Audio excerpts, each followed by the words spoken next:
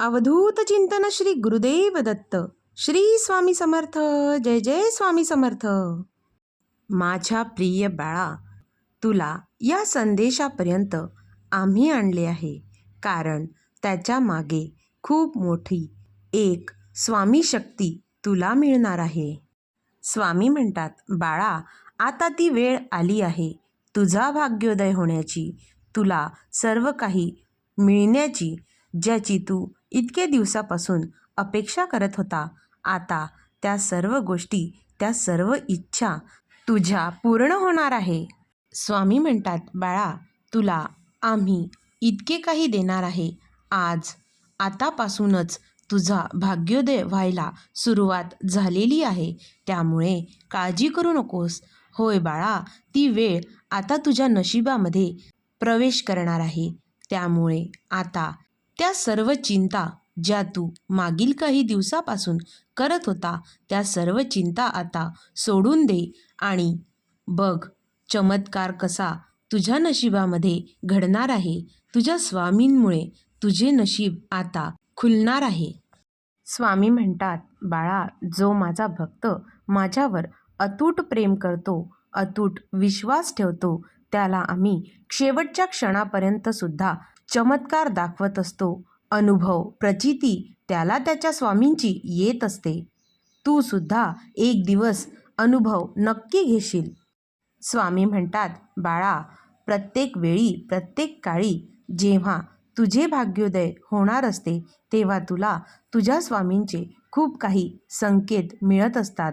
त्यातील एक संकेत म्हणजे तुला स्वामी मनापासून नेहमी कुठेतरी आठवण करून देतात की होय बाळा, आम्ही सदैव तुझ्या पाठीशी उभे आहोत.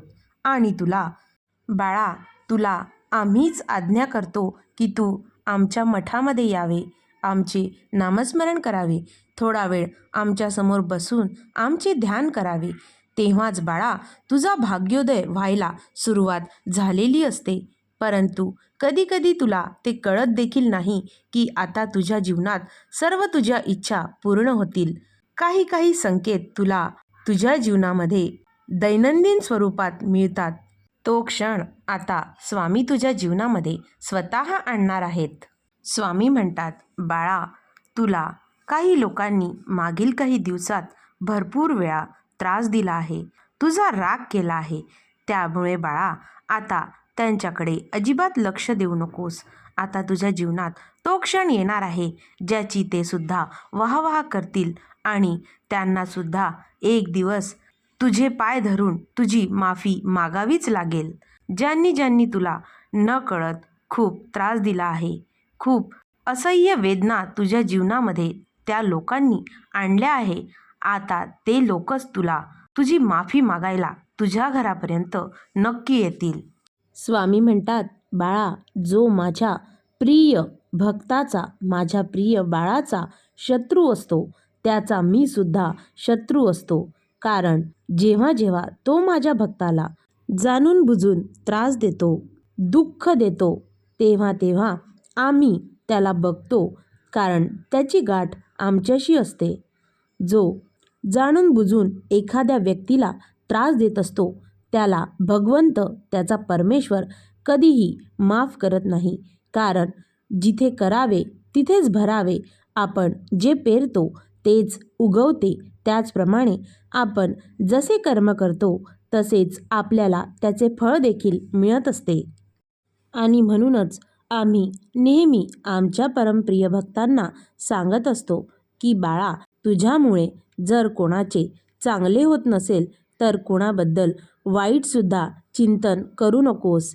आपण कोणाला जर चांगल्या गोष्टी, चांगले अनुभव देऊ शकत नाही तर वाईटसुद्धा त्यांच्या नशिबात आपण काहीच करू शकत नाही.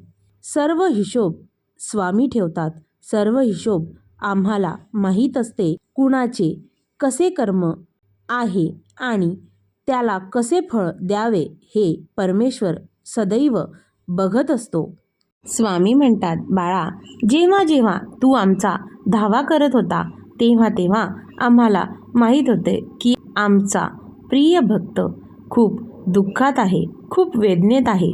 तरीही बाळा तुझ्या नशिबात जे भोग आहेत ते तुला भोगावेच लागतील आणि एक दिवस असा येईल जेव्हा तुला तुझे स्वामी तुझ्या नशिबापेक्षा खूप काही जास्त प्रमाणात तुझ्या पदरात टाकतील. तेव्हापासून तुला आमच्यावर अजून जास्त दृढ विश्वास आमच्यावर असेल. स्वामी म्हणतात, बाळा, जेव्हा जेव्हा तुला जीवनामध्ये काही निर्णय घेताना विचार पडत असेल किंवा तुला काही कार्य करताना मनामध्ये काही संकोच येत असेल तर निसंकोचपणे आमच्याजवळ ये, आम्हाला हाक मार. आम्ही बघ सदैव तुझ्या पाठीशी उभे राहूच. त्यासोबतच तुला कुठे ना कुठे काहीतरी मार्ग आणि संकेत दाखवून देऊ. स्वामी म्हणतात, बाळा, थोडा वेळ घे, कारण स्वतःसाठी ज्याने आज तुझा तमाशा केलाय त्याचा पण तमाशा एक दिवस नक्की होणार. कारण कर्म हिशोब घ्यायला कधीही चुकत नसतो. प्रत्येक गोष्टीचा हिशोब स्वामी स्वतः ठेवतात आणि प्रत्येकाला त्याचा हिशोब दाखवतात. स्वामी म्हणतात, बाळा, तुझ्या जीवनामध्ये जे काही आतापर्यंत वाईट वेळ येऊन गेली असेल त्या गोष्टीचा विचार करू नको. त्या सर्व गोष्टी विसरून जा, कारण तुझ्या जीवनामध्ये पुढे सुखाचे दिवस आता येणार आहेत. स्वामी म्हणतात, बाळा, तू बघितलेली सर्व इच्छा, सर्व मनोकामना, सर्व स्वप्न पूर्ण होतील. फक्त तू माझ्यावर विश्वास ठेव आणि निसंकोचपणे कार्य करत राहा. एक दिवस तुला फळ नक्की मिळेल. स्वामी म्हणतात, बाळा, तुला जर तुझ्या मनामध्ये माझ्याप्रती मनात जर श्रद्धा आणि विश्वास असेल तर तुला प्रत्येक गोष्ट जी तुला अशक्य वाटत होती ती गोष्टसुद्धा शक्य होऊ शकते. कारण तुझे स्वामी अशक्यही शक्य गोष्टी करतात. स्वामी म्हणतात, बाळा, जर तुला तुझ्या आयुष्यामध्ये सुखी व्हायचं असेल तर इतरांसाठी तू जे काही करशील ते मनापासून कर आणि त्यातही कोणतीही अपेक्षा न ठेवता तू ते कार्य केलेस तर ते तुझ्या नशिबात सफल झालेले लिहिल्या जाईल. आयुष्यामध्ये तू कधीही निराश होणार नाहीस. स्वामी म्हणतात, इतरांच्या जीवनात आनंद पेर म्हणजे तुझ्या जीवनात सुद्धा आनंद उगवेल. बाळा, फार थोड्या काळासाठी जीवनामध्ये सर्व नातेगोते एकत्र येत असतात, एकमेकांच्या सहवासात येत असतात. ते फक्त याच गोष्टीसाठी त्यातून एकमेकांना आनंद मिळाला पाहिजे. हेवे दावे, मत्सर, द्वेष, भांडणं यात काहीही साधता आलं नाही पाहिजे. म्हणून आनंद पेरशील तर तुला नक्की आनंद मिळेल. होय, ज्यांनी तुला त्रास दिला आहे त्याची गाठ माझ्याशी आहे. फक्त तू तुझे मन वळू देऊ नकोस. स्वामी म्हणतात, बाळा, या ब्रह्मांडामध्ये आम्हाला अशक्य असे काहीच नाही, पण प्रत्येक वेळी भक्ताची मागणी पूर्ण करणं हे आम्हाला कधीकधी शक्य नसतं. कारण प्रत्येक गोष्टीची ठराविक वेळ ठरलेली असते.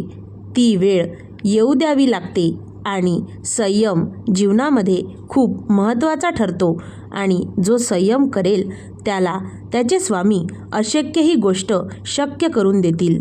तेवढा तुझा आमच्यावर निसंकोच विश्वास असायला पाहिजे. तुझ्या इच्छा नक्कीच पूर्ण होतील. अवधूत चिंतन श्री गुरुदेव दत्त. श्री स्वामी समर्थ. जय जय स्वामी समर्थ.